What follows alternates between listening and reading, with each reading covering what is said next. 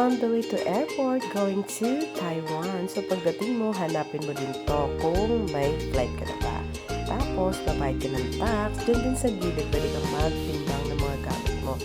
Ayan, nakapila na ako for early check-in. Tapos, ayun na, papunta na akong immigration. So, this is it. Ang haba ng pila at bawal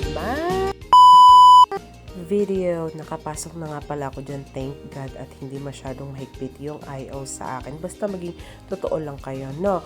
So, dahil gutom na nga ako, eto, dumaan muna ako kay Cartoon Yings. Itatry ko muna yung mga nakikita ko sa TikTok, sa Facebook, yung mga ano nila, specialty nila. And so far, 10 out of 10 naman yung gusto ko. Nagustuhan ko din talaga siya. Ayan, so papunta na ako doon sa gate kung saan ako maghihintay ng airplane ko.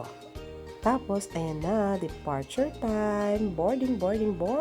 So, pumila na ako at ayan, nakapasok na rin ako. Ay, nako, so far, konting tiis na lang. Makakarating na rin ako sa Taiwan. Ayan, so, hanap ko na ng upuan. At eto na nga, dito na ako sa Taiwan, grabe.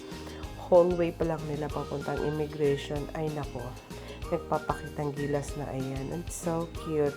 So far, okay naman ako sa flight ko, sa foods ko, sa immigration, doon sa Pinas, and immigration dito sa, sa Taiwan. Kaya, I'm happy.